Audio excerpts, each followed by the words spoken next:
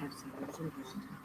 Hello, everybody. Welcome to another Blood and Beans with Sociopathic, aka Sabian Lockhart, and I have Pockets Lockhart with me as well. Good afternoon.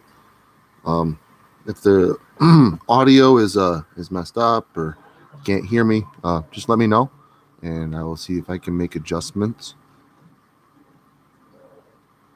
Hope everybody's been having a good weekend. Myself spent a very good portion of the day at the Saratoga County Fair in Saratoga, New York. Actually, more Ballston Spa, New York, but Saratoga adjacent. It was fun. Pockets came home with some stuffed animals. Just me and him. It was nice. It was a good time. It's been a long time since we've been able to do something like that. Just me and him. I got an Arctic foxtail. I got a beaver and a purple penguin.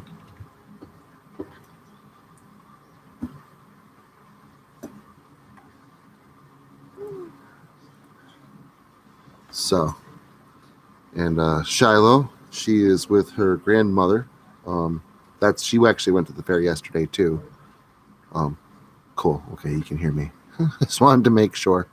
She called me at like 9 o'clock. She was still at the fair. Yeah, she had fun. So Pockets and I got to go. Sorry about the ads, but yay, monetization. Just saying. Kind of a cool thing. Still very proud of that. The kitten is asleep. But yeah, she got a chance to go. But it also gave Pockets and I a chance to go, just me and her. One-on-one. So it was fun. Go ride some rides. I had some deep fried Oreos. Those are awesome.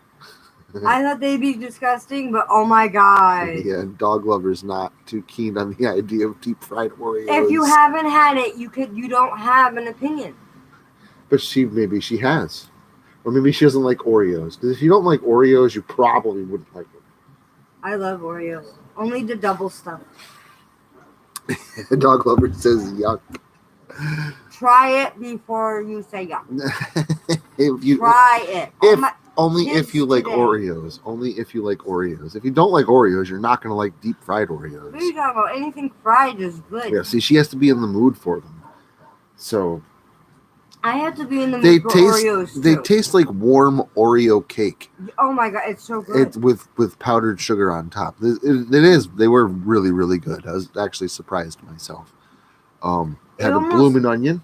It reminded me of the dessert we got at, I think, Red Lobster. It was the frozen Oreo thing. Maybe. That was tasty. Yeah, bloomin' onion. I got onion. a caramel apple sitting in the fridge. I got a frozen banana dipped in chocolate with sprinkles. Very happy about that. I haven't had one of those in years. Pockets was happy. I made sure that the wife is. I laughed and I love fried dough. Fried dough is amazing. The entire time, and we were there for 4 hours. Fried dough and funnel cake. Funnel cake's really good too. I can make that. It's good stuff. So yeah, we had a good time. I had a good time anyway. It was hot. Got hot anyway. Yeah, but at least you didn't get like a headache, a really bad headache. Yeah, I had a couple bites of hers. It was very, very good. What? They're bananas. I told you they're good. I believed you. I like bananas. I like chocolate. I like frozen chocolate covered bananas. They have a blueberry dip now. Now they come in all different kinds of dips. Before, when I was a kid, it was chocolate. Now they have all kinds. They have a blueberry dip. They have a strawberry dip. It's come vastness and banana dips. But it was like a $6 banana. So, on a stick.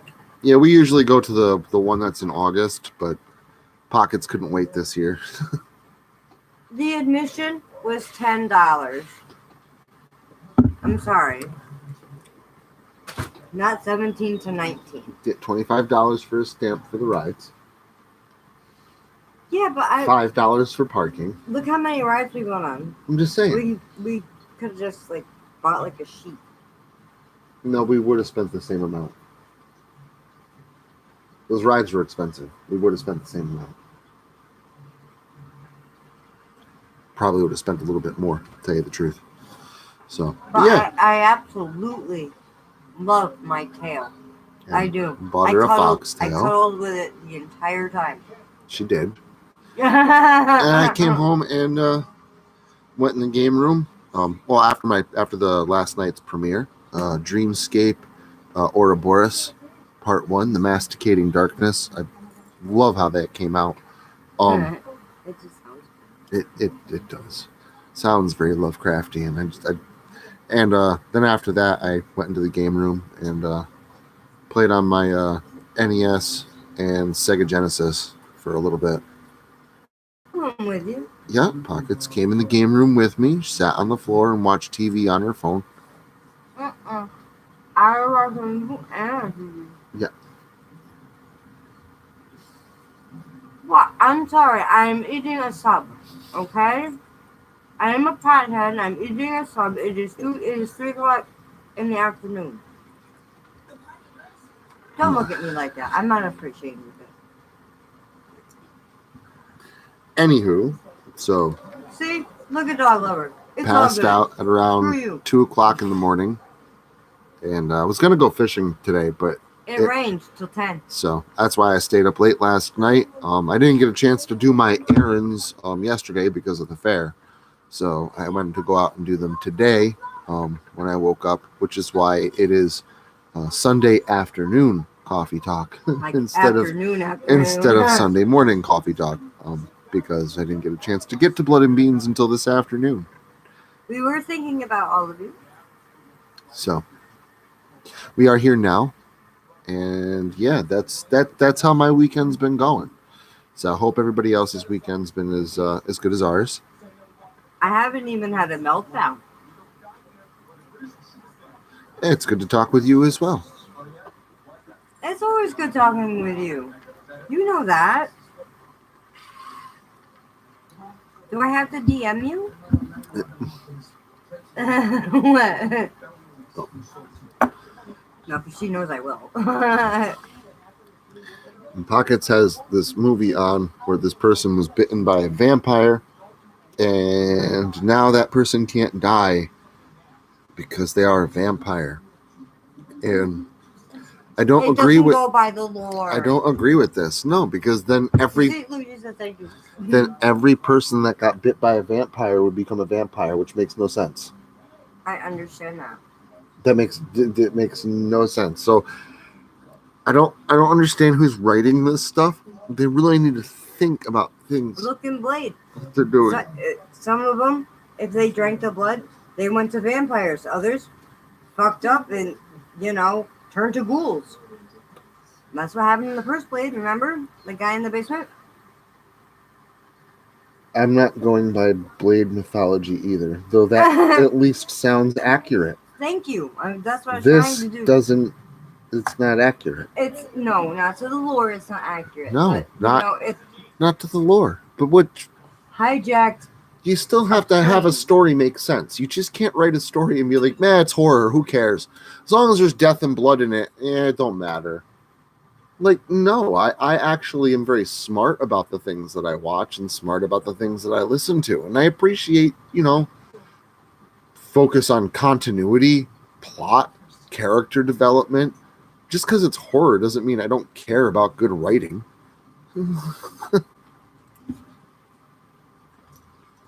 So I don't understand. Ask away. I don't understand how these people get paid.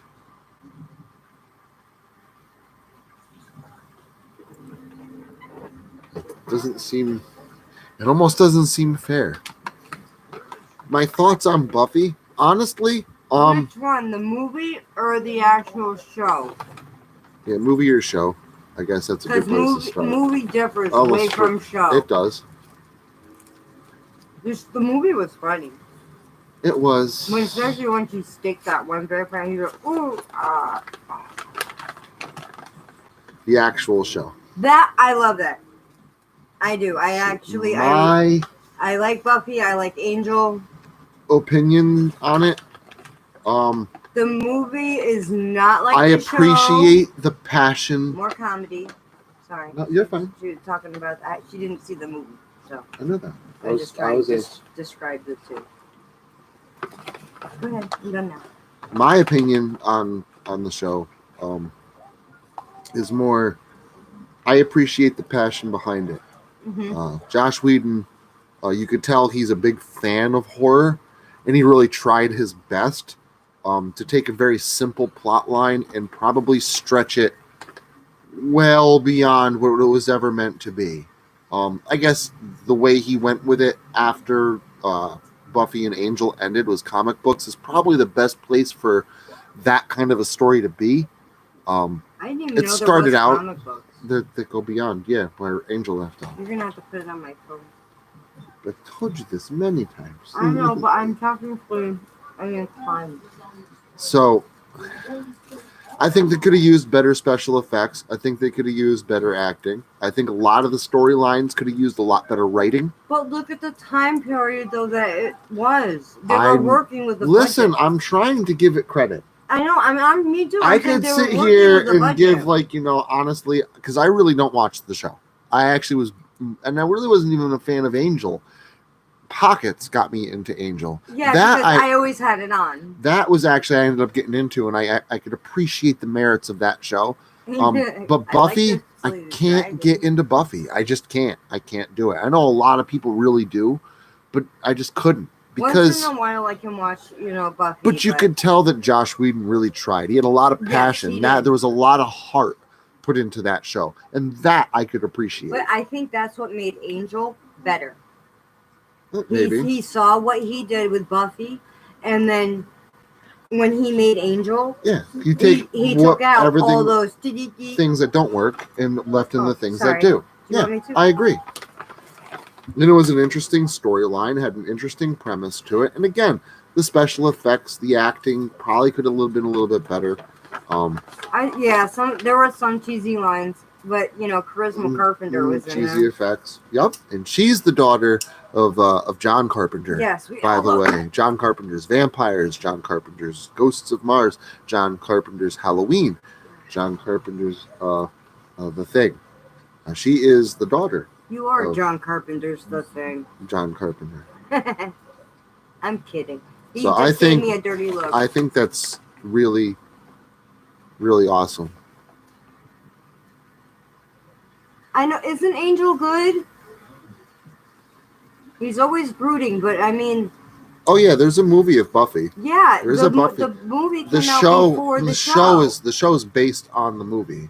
But the movie, it's got more. It's way different comedy than it does. It's way different. Again, you can tell they refined the formula as they went. Yeah. Because they took what made the movie work and just kind of focused on that for the show. Through it. And then again with Angel, they took everything with Buffy that worked and just kind of focused on that specifically. So I mean, everything just got better and better. There were some episodes. Josh Whedon did some really good stuff, like Firefly. No, a lot of people didn't like his Justice League. I think he did the best he could under the circumstances that he had. And it wasn't a terrible movie. And I really liked the Firefly series. Pockets got me into those. Those were actually really good. He turned that to a movie. That was only a partial series.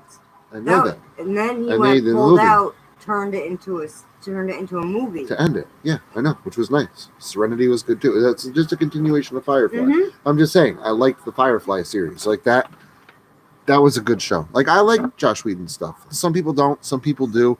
I don't like everything that he's done, but I can appreciate everything that he's done. Because he puts his heart into it. Yes. He puts a lot of that's heart what comes through into what he does. So, yeah, he's all right. This is awesome. I don't even have to DM you. All I just have to do is look at the screen. You can voice chat with people in Discord. I understand that. So. I do that with her all the time. I'm always talking to her. Shut up. Come here.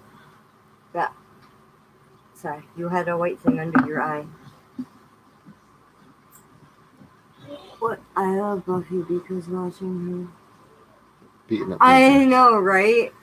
Some of the ways she does it is actually, not textbook, but it works. Giles is hilarious. I love Giles because he's just mostly shaking his head and walking away. Like, yep, you know what you're doing. Just go. Yeah, wasn't a bad series. I didn't like the fact that, all of a sudden, boom, she had a sister and she was but it's the girl key to something. It's girl power that's not Mary Sue power. It's not girl power that's slammed into your face. It's not girl power just for the sake of being girl power. Yes, exactly. It's not like, this person is just awesome just because they're a girl. It has something behind it. She still had a hero's journey to go through, and that's good. I mean, the hero's journey it's classic storytelling. It's been around since, hero is, inept, just starting out, has great challenges to overcome, and he starts out being, not strong enough to take out the main villain of the story, and through, going through and failing and learning from failures and becoming more skilled, that experience allows him to grow to be able to confront the antagonist of the story to overcome them. That's the hero's journey. And if you don't have that in a story, there's a reason it's been around in storytelling since storytelling's been started. It's a fascinating trope. And if you just cut that out and be like, this person's a hero just because, and they can't ever fail, and everybody always likes them no matter what, even when they just meet this person, they have no reason to like them whatsoever. That's a Mary Sue. And any doesn't have to be a female, could be a male. Any main character can be a Mary Sue. Buffy wasn't a Mary Sue. She still had a struggle, a hero's journey to contend with. And that's something I want, my daughter who's growing up, that's what I'd like her to know, is that the world isn't going to hand you everything just because you're a girl. That unfortunately, I wish the world worked like that, but it doesn't. But here's how you can achieve greatness is by working hard for it and overcoming struggle and determination and not expecting yourself to never fail, but to learn from your failures. Yes. My dad always said, life, you don't have a book in life that tells you where to go. Life is by trial and error and will always be that way. So I'm glad you... And that once you get something done, something else will always pop up. I'm glad you liked that story. I was actually thinking that you might not, because the dog dies in such a gruesome way. And I know how much you really, really like dogs. So I was a little afraid, like, maybe I shouldn't. That's why I wanted to give you a warning. Yeah, I imagine it probably was a little tough for you to hear. But again, it was just a story. There was no animals hurt in the making of the story. There was no animals hurt making this film. And again, like The Familiar, I think you'll like that one too. But there's nothing in there that should bother you. So I think you're good. I don't want to give you any spoilers. We'll just go with that. Okay.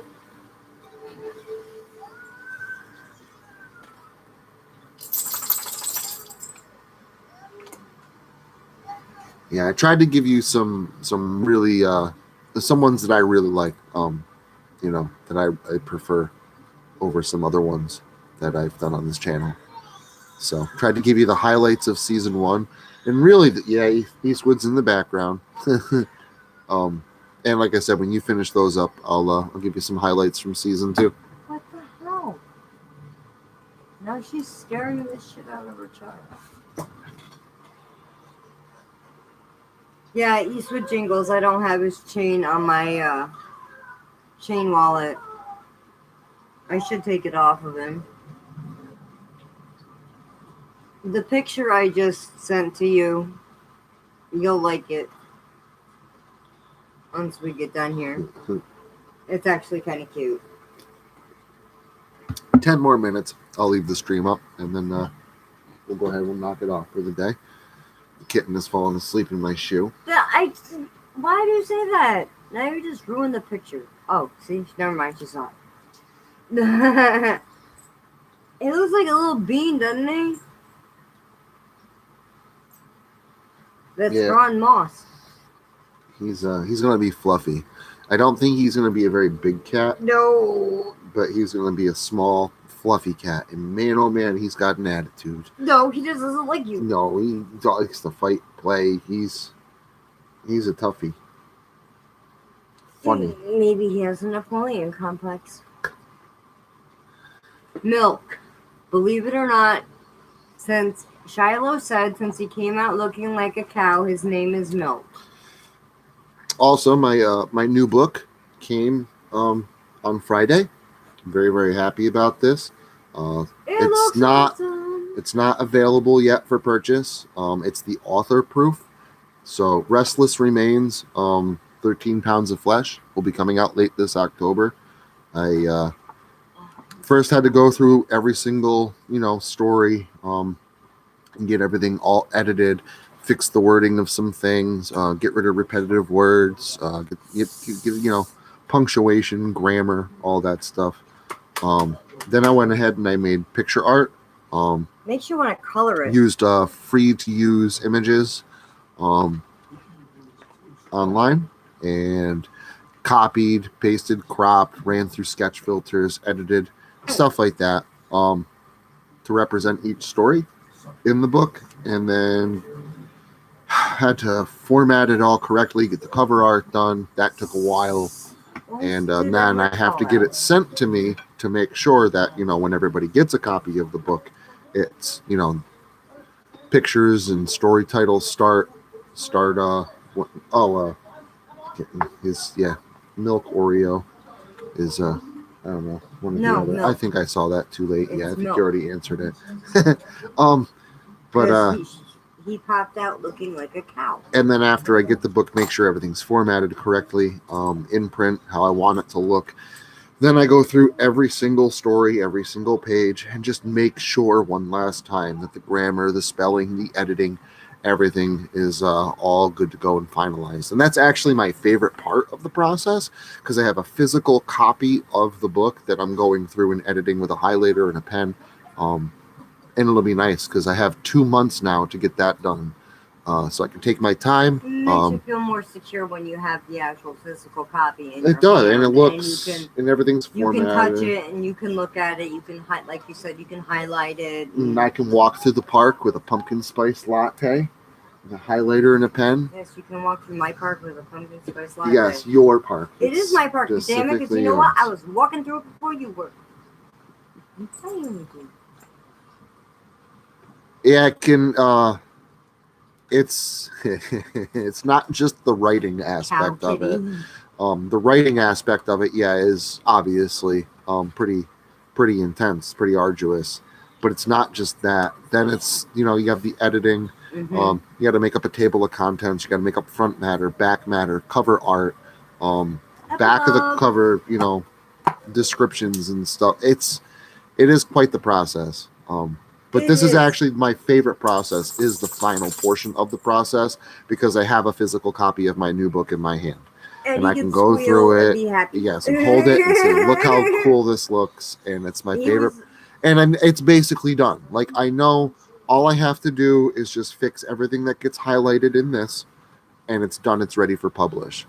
So I know that for sure by the end of September, Restless Remains, 13 Pounds of Flesh, will certainly be available for a late September, early October purchase. So just wanted to go ahead and throw that out there. Very, very happy that I have when he opened that up, when he came home, he was like a little kid on Christmas. He was like, "Oh, yay!" It was funny. I mean, I should have wrapped it in wrapping I'm paper. not going to go ahead and speak about sales. I get enough sales. I don't know, probably more than some and less than others. But I do know that everybody that's ever gotten a copy of my book, the first thing they usually say is, wow, I didn't realize it was so big. Because they're a larger page. The books aren't the size of like a normal novelette. They're more the size of a magazine, like the kind of horror book you used to find on like racks in gas stations back in like the 1980s, which is kind of the feel I wanted to go for with the books. The print size is still the same, so it's still 12-point font and all that stuff, but the pages are much larger. So when it says 100 pages, it's 100 pages that are the size of printer paper, front and back. So there's a lot of content in each book, and people don't usually realize how much there is until they get the book. And everybody that's ever gotten one, I don't believe I've ever gotten a bad review. So I will say that. Again, I'm not going to speak about sales or anything, but people that, do seem to get the books do seem to really enjoy them.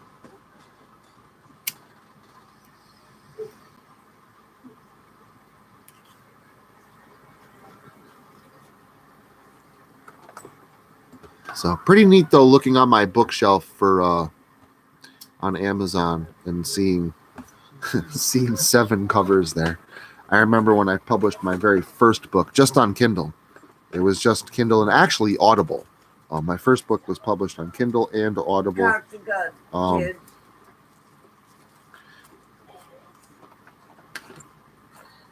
And I remember looking at the book or the bookshelf, and it was like saying about adding more books and how many you can have on one page. And I'm like, can you imagine having like 10 books or something on like that on this page? Like that would be awesome.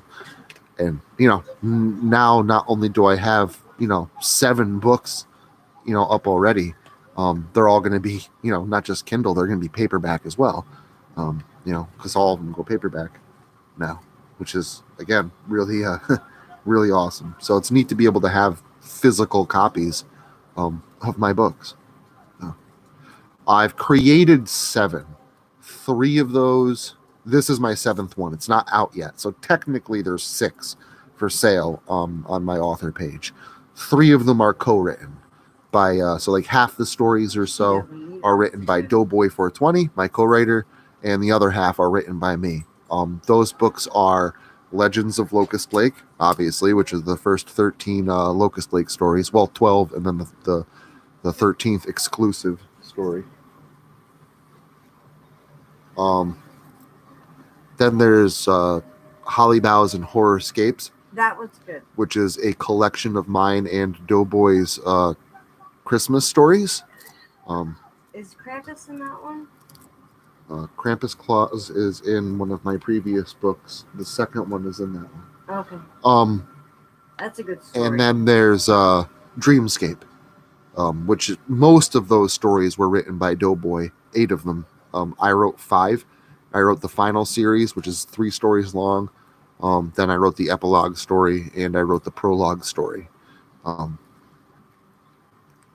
Those are the 3 books that I've co-written and published. But then there's From Anguish to Ashes, This Soul Is Yours to Take, which is an anthology. The last story in that anthology kind of brings the book together into one long story, basically. Don't want to go ahead and give that away. But then there's Cleaving Thought from Bone, Sociopathic Pasta Collection. From Anguish to Ashes was 9 stories long. Cleaving Thought from Bone was my first 13-story book. And that one's just a straight-up anthology collection of some of my stories, some of my more favorite stories. And then there's Hell's Boulevard, Behind the Mask of Madness. And I really like that book. Went through that one again, like with a fine-tooth comb. And it's got at least 3 exclusives in it, though one of them I might read eventually. So it'll have at least 2 exclusives in it. But I really like the main exclusive, which is called Hell's Boulevard. That story was actually meant to be part 1 to a trilogy, so I still might write the rest of the series and narrate it. But if you want to know the origin to that series, you'll have to get the book called Hell's Boulevard. So, because again, the main exclusive in each book, I want to make sure stays exclusive. It's kind of, not just, hey, I get to have your stories in book form and I get to read them when I want to, and they look cool on my bookshelf. But I want you to also get something with the book as well that you really can't get anywhere else. So at least one long story in there that will stay exclusive. And that's, again, a lot of people prefer the physical books. I had a lot of people when I first published my first 2 books. So From Anguish to Ashes was Kindle and Audible, and my second book was just Kindle. And everybody asked me, they said, is it Kindle or do you have physical copies? And I said, well, no, they're just Kindle reads, but any device, a phone, a computer, anything can be Kindle. And everybody said the same thing. Well, I really prefer holding physical copies. Even when I would explain to them that physical copies are going to be more expensive because you have to pay for, the material and stuff like that it's printed on, shipping, all that stuff. It's going to be more expensive than just buying a digital book.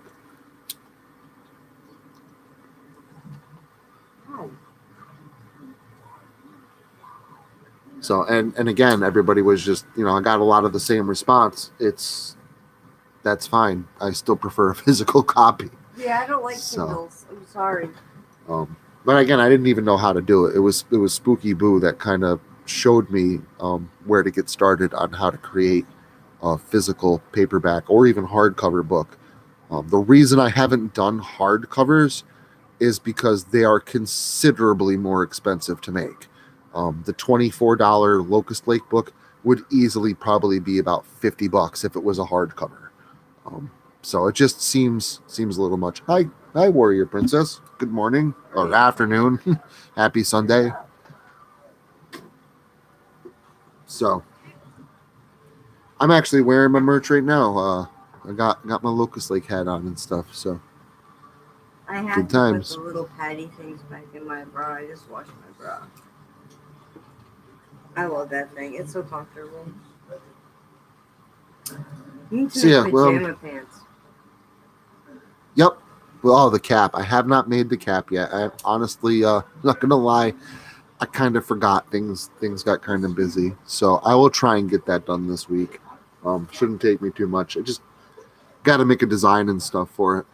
Family life, Well, you don't have to be unnoticed, but I'm gonna notice you anyway. Good morning or afternoon. I keep saying good morning. Afternoon, Twisted. How are you?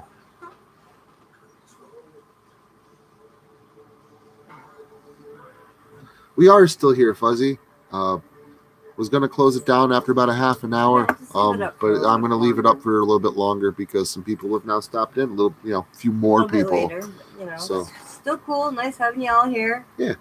I mean, no hurry. Nice lazy Sunday. I know why I'm cold. I got a sunburn yesterday. I'm like racking my brain. Like, why am I cold? Shy is not here. Shy is with her grandmother. Shy's with grandma. She'll be home around dinner time. We're having tacos. Her favorite.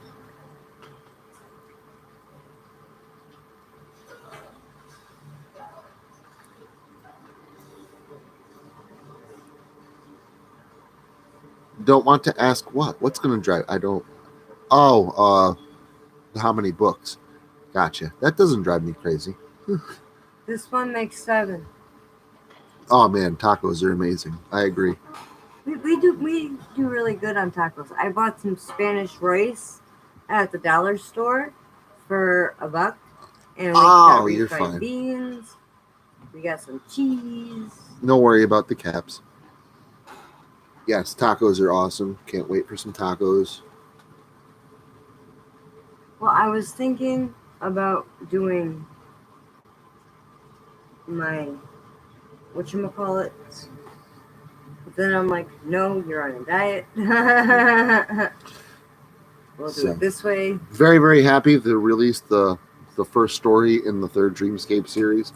How do you like Fear Street? It's awesome, isn't it? Yeah, Fear Street's great. Been talking about the series for about 4.5 years. Keep saying Doughboy's gonna let me write the 3rd series. Doughboy's gonna let me write the 3rd series. And I just never got around to it. Never did it. And once he and I were talking about re-releasing the first 2 Dreamscape series on my channel, I told him, I said, it'd be great if we could come out with a Dreamscape book, which he was, obviously like, yeah, we should definitely do that. So, especially since the series, kind of encircles around a book. It makes sense. But I knew that if I was going to do that I would have to write the 3rd series and put it in the book. So it's actually kind of funny that after all that talking, the 3rd series got finished, edited, put it into the book, and the book got published before the third series even got narrated. So I mean that's kind of cool. Kind of stoked about getting the third series up there. So my inner Lovecraft was quite tickled last night. Good times. I don't know how he can sleep like that. See, I'm fine with tacos. Loves me some tacos. Mexican's actually like some of the best food that you can eat. Especially like Taco Bell. It's like the healthiest. One of the best chain restaurants. It's like healthiest chain restaurant you can go to. So tacos are awesome. They're amazing, and they're nutritious, and they're amazing. So I'm just putting that out there. Oh, that it is. Lost my dog 2 months ago, so that's still Our dog. yes, our dog, and still very, very much bothers me. So no, I know exactly what you mean. I left one of my rings actually. It's a heart, and it looks like two bolts of lightning coming in on each side of the heart. It's silver, and I made sure to tag it right on his grave. That was last time we went up. Yep, we'll be going up again soon. 2 weeks. Every time we go 2 up, we weeks do is the something with his grave. Big shindig at Locust Lake in 2 weeks. Tons of people there. I'll be there for a long weekend, heading up Thursday afternoon, and I'll be there all the way up through Sunday. So it's going to be a nice long weekend up at Locust Lake. Please pray for me. Oh, I'm glad you listened to it again. Yeah, I can't. It was hard because that story is in the new book that's coming out, Restless Remains. And it was very hard for me to go through and edit that story. And I know I'm going to have to go through and do a final edit on it as well. So, I don't know if can't say I'm looking forward to it. Put it that way. But it's healthy. It's good. You know. I'm right here for you. Gotta face things. I'll be fine. I'm all right. So, sunburns do suck. Oh, this doesn't even hurt. And I'm red. This doesn't even hurt. I'm just like cold. I'm so used to getting a sunburn. As soon as I get a sunburn in 2 days, I don't even peel. I turn like a dark brownish red. Good afternoon. Like Indian in the cupboard. It's a movie. Yes, I know. I had the movie, and it was cool because it was actually Fear Street is amazing. It was very good. Like part 3, part 3 was really, really good. I think they should have taken the 1966 and brought it out a little more before they wrapped it around. 94. Yes, 1666. But it's awesome. Left me on Facebook or Discord. Said, don't believe I saw it, Fuzzy. I can't. No, I'm just looking. Yeah, you'll have to resend it to me again. I don't think I got it. So just like resend me. I took a look at my notifications and I'm not seeing it there. So. Do you mean psychos or like psychosis? No. Infinite Psychosis. Oh, he's talking to Infinite. I was confused for a second. Sorry. Late night.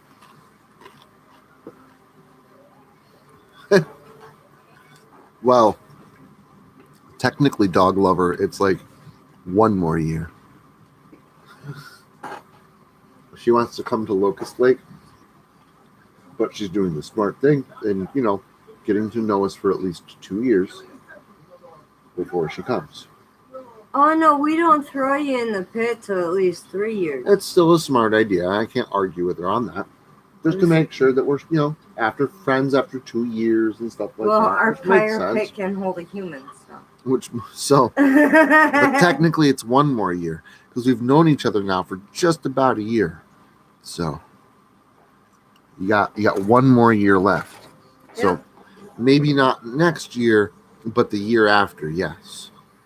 I don't even know where she lives. Twisted, man, you can come camping anytime. Susquehanna County, Pennsylvania. Just let me know when you're going to be there, and I'll get a hold of you. Yeah, I don't know where you live. You never told me where you live. Yes. Oh. Well, yeah, dog. City? No. Oh, good. I was gonna say, poor thing. But yeah, no reason. Just let me know. Susquehanna County, Pennsylvania. I was gonna say, shit, come visit me. I'm home all day. Probably about only 2-3 hours from Dog Lover.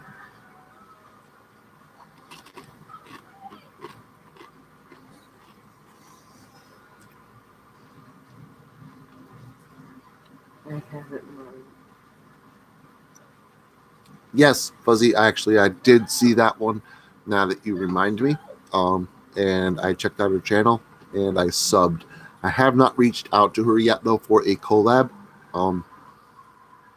As right now, we are 4 stories away from the end of Locust Lake, and they're coming out like every other week. So, I mean, the collabs have kind of been like going there, and a lot of those characters they're kind of locked in at the moment.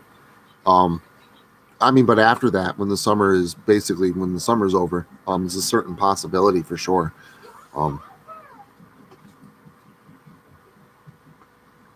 Summer's over, man. That's when fall starts. Everything's pumpkin spice. 13 days of Halloween is coming. New book drops. I'm going to be doing a contest, and I'm going to be creating a limited edition sociopathic pasta hoodie. It'll be up on my store for about a month, and then it's going to get taken down. In the contest in October, you're going to be able to win my mask, obviously, a copy of the new book that's coming out, and the limited edition sociopathic pasta hoodie. So I'll have a picture of the old picture of my mask on the back, and on the front I want to put a logo that says 20,000 strong. So yeah, that is coming. There's lots of cool things happening this fall and leading right in through Christmas. Fleshy the Snowman Origins. I promised Krampus Claus 3, the conclusion to Krampus Claus last year. That's done, ready to go. There's a Christmas Monster Squad story, basically done. Still in development, but it's there. It's there. It is. I know. I just like how you. And this is all the main stuff. Like I'm not even touching base on like Not All Heroes Wear Capes Series 2. Or stuff like that. So there's a lot of stuff happening towards the end of this year that I've been planning since the beginning of the year. But the first step is to get through the rest of the Locust Lakes, and we do have only 4 stories left. The one story that's coming out this coming Saturday, Mr. Shaw, The Locust Lake Legacy, which is basically a sequel to Mr. Shaw, The Locust Lake Collector.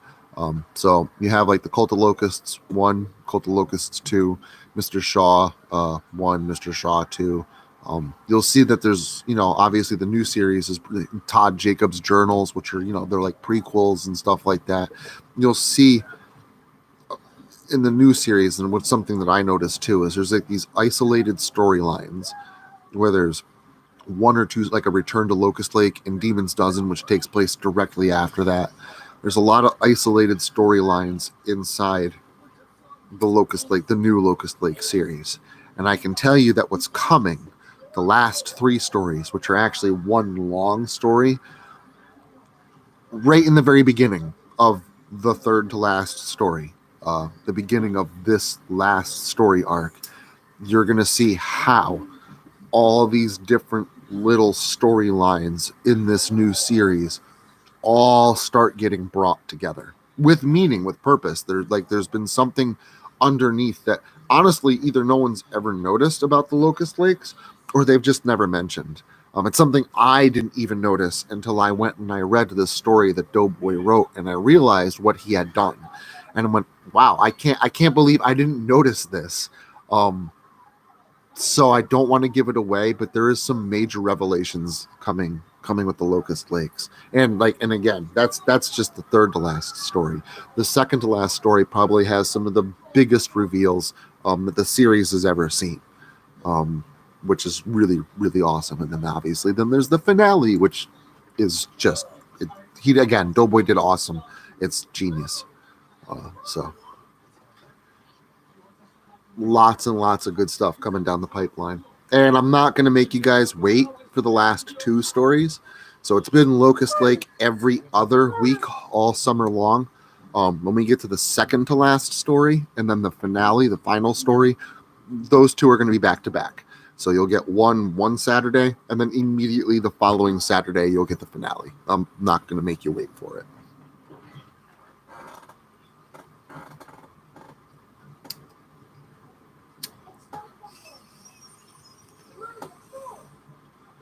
You should start soon, if you're gonna, only because, like I said, we're 4 stories away, which is 7 weeks. We're 7 weeks from the end of Locust Lake. So if you want to get caught up before the finale, got a little bit of listening to do. There's A Return to Locust Lake, The Demon's Dozen, Apple a Day, The Red Coat, Cult of Locusts Part 2, Mr. Shaw, The Locust Lake Collector, Mr. Shaw, The Locust Lake Legacy, and then the 3 final stories that have yet to be done, completed, and released.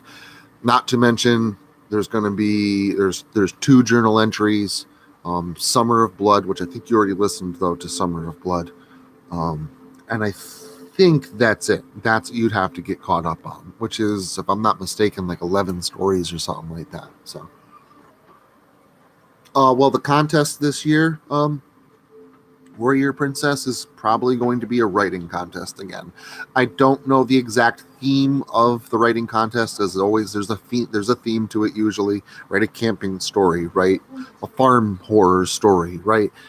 So I'll probably come up with the theme a little bit later on when I announce it. Obviously, I'll reveal it then.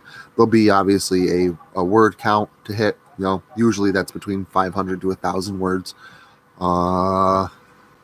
And yeah, but you'll have your chance. You'll have your chance to win my mask, to win the brand new October book, and win a limited edition Sociopathic Pasta hoodie. At least that's the plan.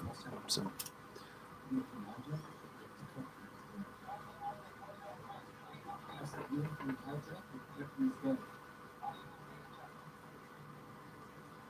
No, that makes perfect sense, Fuzzy. I know what you mean. And it's not just the Locust Lakes. It's the Devil's Punch Bowl, Delway's Meat House Diner, the fence down the $1 Million Highway. Those are all real places. Those all take place in like Susquehanna County, stuff like that. So it's Halstead, Susquehanna County, that area. It's basically mine and Doughboy's Derry, Maine. Not every story takes place there. Ambivalence Grove takes place in upstate New York, Richmondville, actually. Bradbury's Local Legend takes place in Ravenna, New York, very, very close to where I live. What's another one? There's another one, too. Middleburg. Oh, one of the exclusives in the new book that's coming out. I believe it's The House on Hemlock Hill, if I'm not mistaken. If I'm wrong, it's Horror in Memoriam. It's one of those two. So, I mean, they don't all take place. The Familiar takes place in, that's out in the Pacific West, northwest forests of the Pacific region. The Monster of Poplick Creek, I believe that takes place in Kansas, if I'm not mistaken. Wherever that legend is from. And Clifton, Virginia, is that where the Bunny Man takes place? So the reason I hate Easter. So, I mean, I do write stories all around, usually in the United States, mostly because that's where I understand the culture the most. Not always. But yes, most of my stories, a good portion. If you were taking a look at the percentage points of this place, this place, this place, or this place, yes, the biggest chunk of my stories would take place in Susquehanna County, Pennsylvania. It none of them are true stories. Some of them are based on true stories, and others have true elements in them. Like the Stony Heart of the Black Woods. That's a campfire story I used to tell my kids all the time because that's a story I used to hear all the time growing up.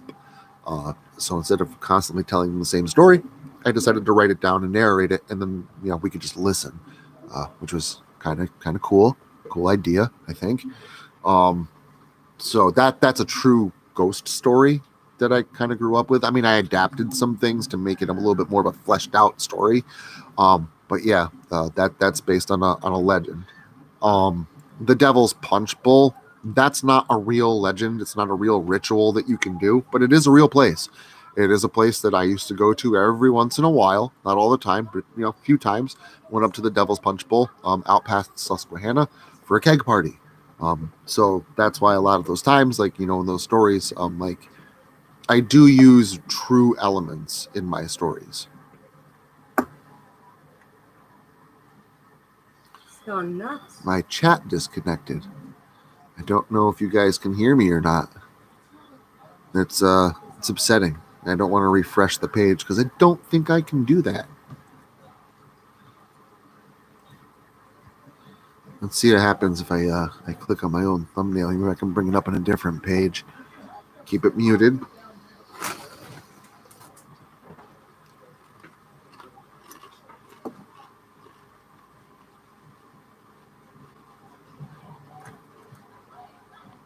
Cool. Okay, you guys can still hear me.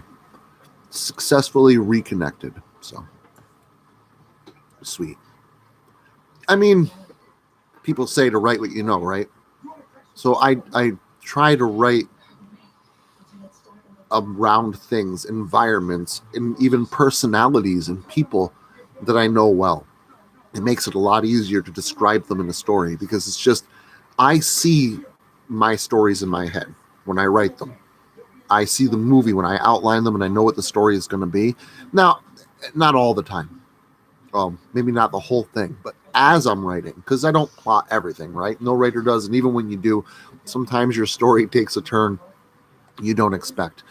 But as I'm writing these stories, I see it in my mind. I see these dark places. I see the cracks and crevices and the light, the angle of the light. I see people's faces. I see their reactions to smells. I can smell the smells. I just try to describe what I'm seeing, what I'm experiencing, with the best, terminology, vocabulary that I possibly can. Not just in a way that doesn't make it sound like I'm chewing up the language and spitting it out, right? Not just, putting out, writing it in a way that's good writing, but also writing it in a way that's going to convey what I am seeing, what I'm experiencing. I want to convey that same thing to you. So you see and experience maybe not the same thing, but something very similar. And this is easily achieved, most easily, when you base things off of common experiences, things that most people have some experience with. The forest, woods, trope personalities. It's great for horror. It's great for writing. A trope personality is very, very easy to write for, because they're usually a stereotype that everybody can connect with. And obviously you want to add some little twists in there, make your character a little bit deeper, not just a shallow trope, but maybe start there.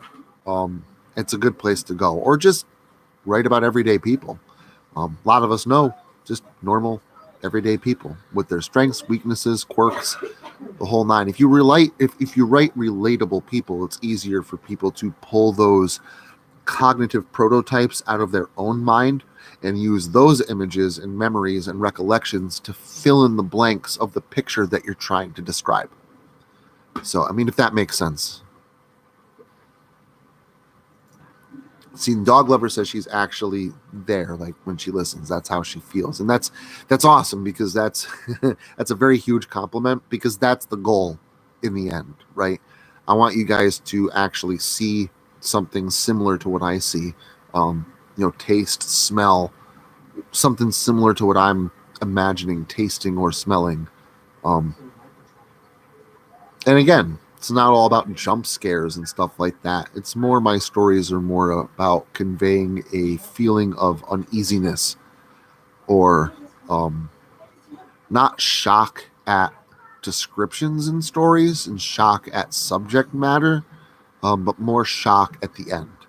I always try to leave a shocking impression at the end, if I possibly can. Not all my stories, but if I possibly can. To leave that lasting impression. So that way in your mind, you're like, wait a minute, what? And you rewind the whole, maybe not on YouTube, but in your head, you rewind the whole story and put in that last piece of information I conveyed, and it changes everything. And you're like, oh, I understand now. That's what I try and do. So I don't know if it's always accomplished, but when someone says something like that, it's humbling. So thank you. Yes, it's about suspense and climax. I'd like to have you, even if it's not sitting on the edge of your seat with suspense, I want you sitting on the edge of your seat with intrigue.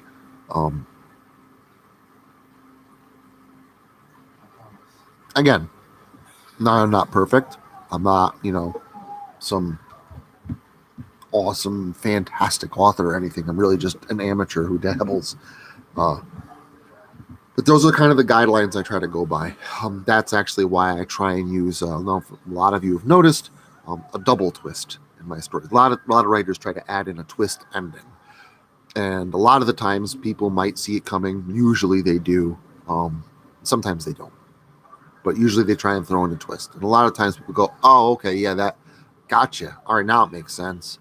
Or, I saw that twist coming a mile away. Because you have a twist ending, you have to, elude to it a little bit. You have to kind of give something there, so that way when they do go, wait, what? And they go back and they see, hear, they remember the little points, the nods to it. And it adds substance. Almost like it was your intention all along, and it should be your intention all along. But again, a lot of problems with that foreshadowing, it gives away what that twist is going to be, especially if it's there's only so many twist endings you can have, right? Only so many red herrings that you can write in. So, I mean, some of those can easily be guessed. Whereas a double twist, I'll add that twist in a story, and I'll make those nods, and you might catch on, you might not. And I'm actually hoping when that happens that you do.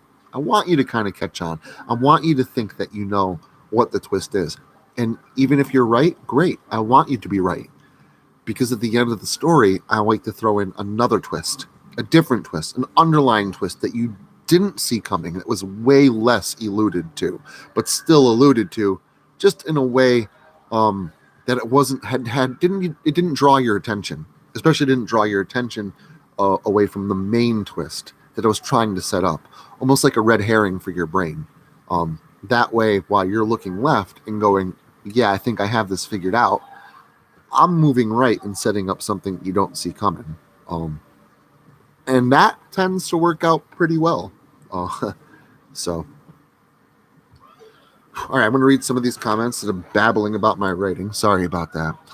The sound effects are awesome. Thank you. I like the sound. Again, the sound effects, I think, add substance. I think you can create all those with your mind and through conveyance, but they add substance to the story, almost like adding music to a silent movie in your mind, if that makes sense. But yes, I like putting in the sound effects as well. That's fun. Yes, you did. You remember the name of the dog, Petey? And that's another true instance, right? That's something where I threw something true into a story about this kid and his dog, Petey, who was a black lab and had this very specific personality. when I was a kid and I was growing up and I used to go to camp, there was this guy across the road from where my parents camped at who had a black lab named Petey. And I'm not typically a dog person. I usually prefer cats. I like dogs too, but I'm more of a cat person.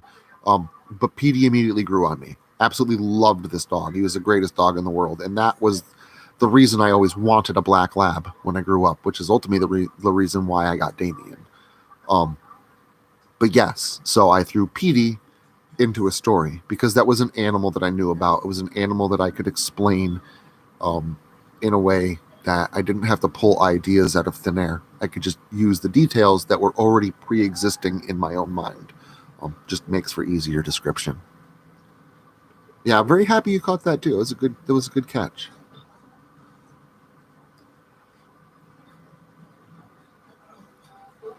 Thank you, Twisted. I try to build up, change inflections in my voice, change the tempo of my reading.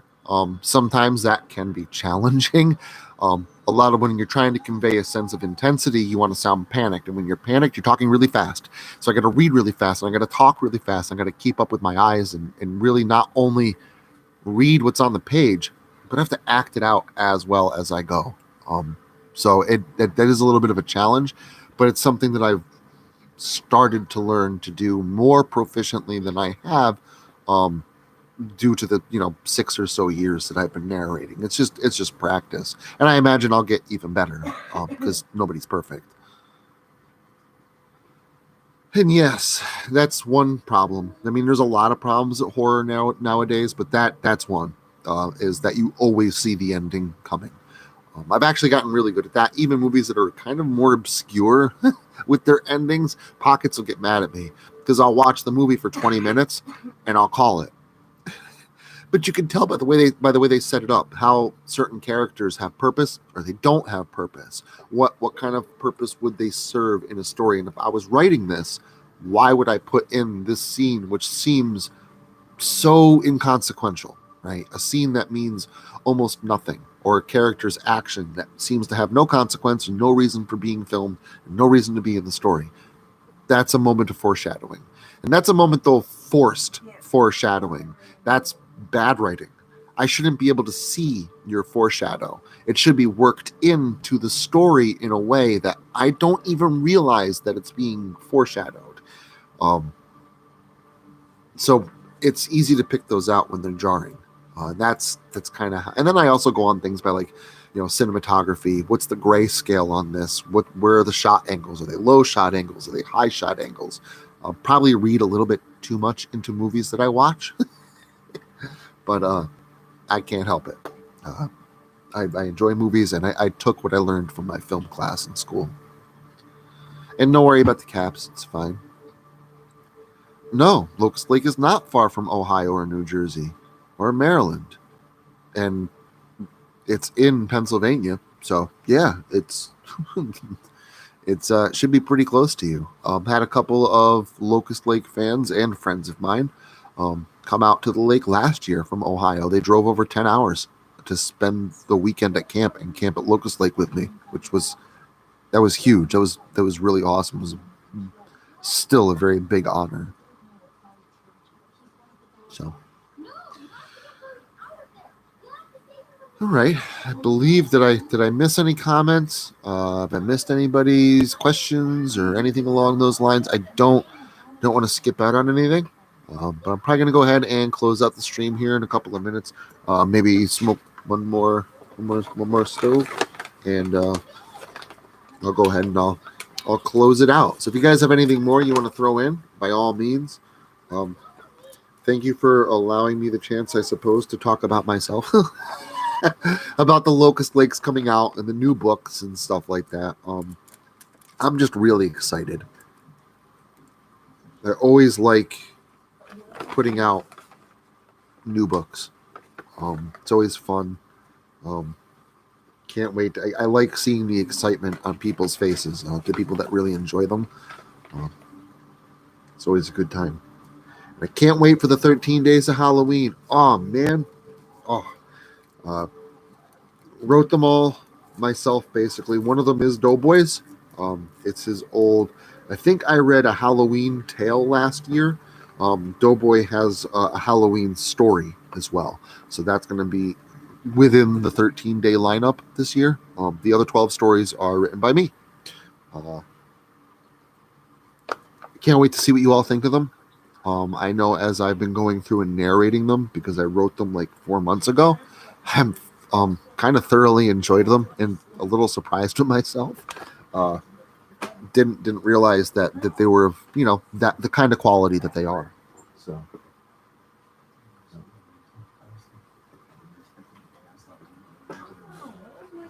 But as always, the 13-day marathon will start on October 19th, allowing 13 uploads, leading up to the day, the 13th upload on Halloween night.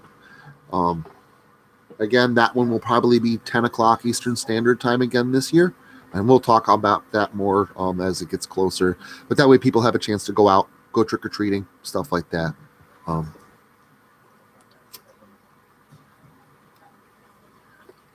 And if I'm not mistaken, Halloween falls on a Sunday this year, so I might have to take that Monday off. Plus HorrorCon.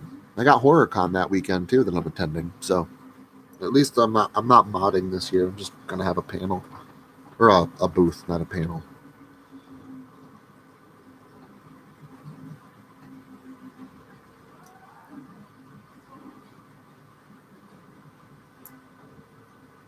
So been working on October since April. And the cool thing is because of that, I'm typically done basically with the main stuff, the extra stuff of October in September. So anybody that needs me to do collabs, lines, read a story for their channel, whatever it is, I usually have enough time in October to help out other content creators with their Halloween content as well. So don't be surprised if you see me not just on this channel for 13 days in a row, not to mention the other uploads in the month, but you very well could see me on quite a few other channels this year as well. So yes, drop said question. I'm ready. I'm listening with open keyboard. I am all keys.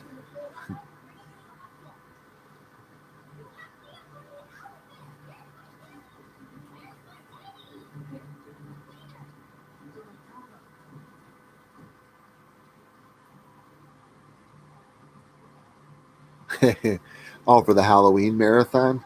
Yeah.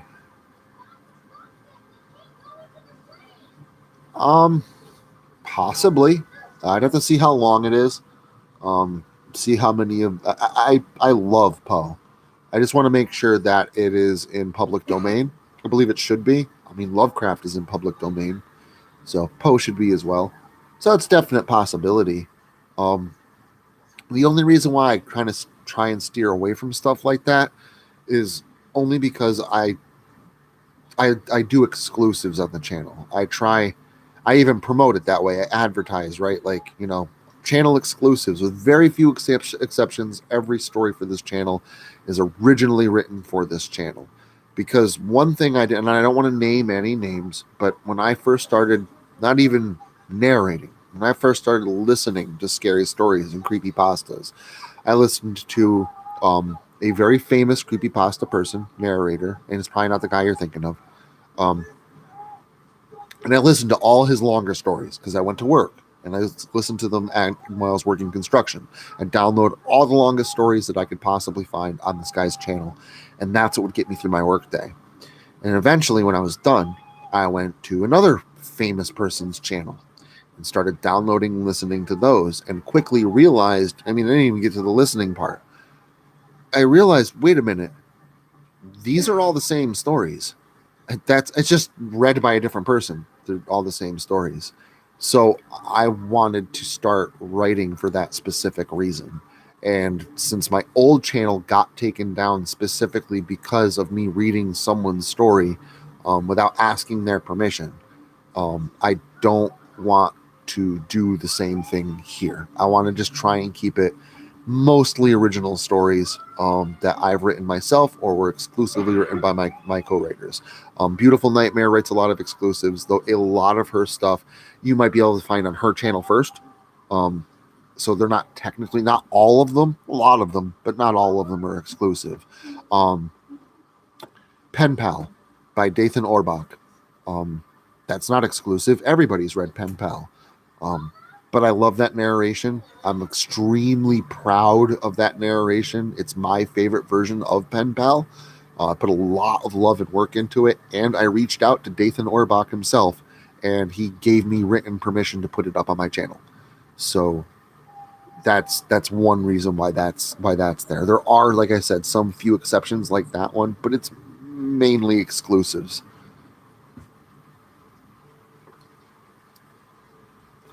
Oh, what is the Halloween marathon like? Well, you've seen the Saturday stories, right? Where I have like the intro, me talking to the screen, and then the outro, me talking to the screen. Well, imagine that, but 13 days in a row. Every story having a live action intro, a live action outro.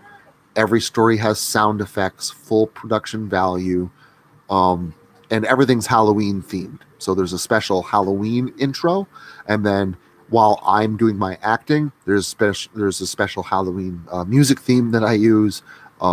There's Halloween props and decorations in the intros, in the outros, and then obviously the stories are all Halloween themed. So it's basically a pumpkin coated story for 13 days in a row. And then obviously the big blowout on Halloween night, which features usually like a 1.5 2-minute long black and white slasher style intro that's usually a lot more elaborate with splash footage and stuff like that, leading into the main story, the Halloween special.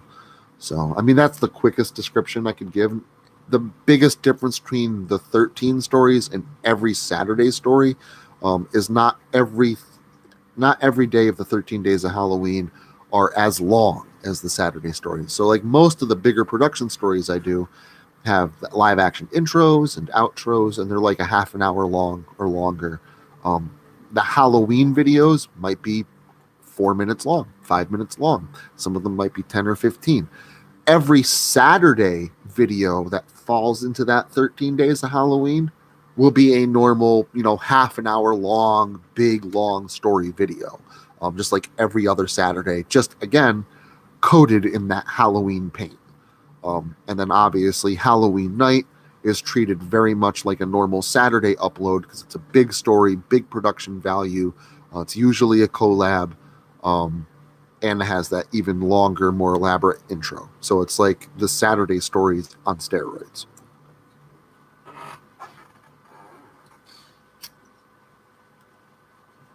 I mean, if you want to feel for the 13 days of Halloween, last year's 13-day marathon has a playlist on my channel. Either you can look it up or I can DM it to you if you're interested. Again, not every story is a half an hour long. There's actually a couple on there that I think are like 2.5 minutes.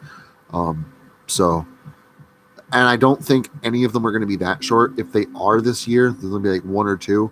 I believe most of them should be around the 5 to 7 minute mark. There's actually going to be a couple that are closer to 15 minutes, and then obviously the Saturday stories and the Halloween night video are all going to be considerably longer. This year's Halloween marathon, I did check.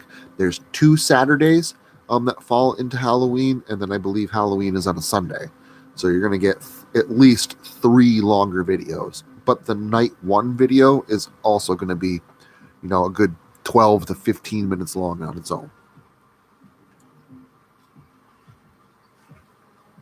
Thank you. I love doing the intros of the stories. I think it helps give it that, the old school Tales from the Crypt, scary story show feel, like Twilight Zone and stuff like that. So it's kind of what I want to do. I know a lot of people are doing like true crime and true horror and true experiences, and that's what a lot of people are into right now. But I'm pretty firm in just doing old school, old-fashioned horror. And that's what I promise, and that's what I'm going to deliver. So you don't ever have to worry about me changing. I'm going to do what I've always done. But we are crossing into new territory now, I'll say that.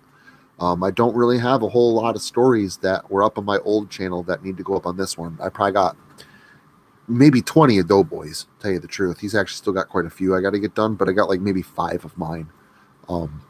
And I have a ton of stories that are all brand new. I mean, last week was a new Locust Lake. This week was a new Dreamscape. Next week's another new Locust Lake. The week after that is a new Five Nights at Freddy's story. So, I mean, we're into the realm now where you guys are going to be getting all brand new content, even if you were, subscribed to my old channel. The stuff that's coming out now is all new. Yeah, I know. Love the Twilight Zone myself. Loved that. And then obviously when Tales from the Crypt came out, really loved that as well. And to be able to almost be like a modern crypt keeper to some people, that's how I'm regarded. It's nice to be, hey, I sat down on Halloween, I watched a couple of your videos, because that's neat to be a part of somebody's holiday. To be, hey, I got your books for my birthday. I got your books as a Christmas present this year. Like, there are no words to describe how humbling that is to be part of somebody else's Christmas experience in a good way. So hats off to that. Okay. I think I'm going to go ahead and end the stream. This is probably the longest Blood and Beans that we've done. I want to thank you all for stopping in. Really, really do. This has been an absolute blast. I'm glad I decided to do a Blood and Beans today. Pockets has curled up and is taking a nap. So I'll say good. We'll say goodbye. Bye-bye. She says goodbye. She's not yet. She's getting there. And beyond that, I really hope to see you guys, on social media, Discord, stuff like that. And hopefully this coming Saturday, we return to the lake with an all-new Locust Lake story, Mr. Shaw, the Locust Lake Legacy, the continuation of Locust Lake Collector. So Get up in the morning to go fishing, and you don't have to pee. Oh, as soon as you get to the lake, you see the water, you gotta go. So I really hope to see you guys then. Should be a really good time. In fact, I'm pretty sure it's going to be a good time. I can almost guarantee it. And again, love you all. Thank you so much for stopping in. And thank you for spending a good part of my Sunday with me. I will talk to you soon. Bye-bye.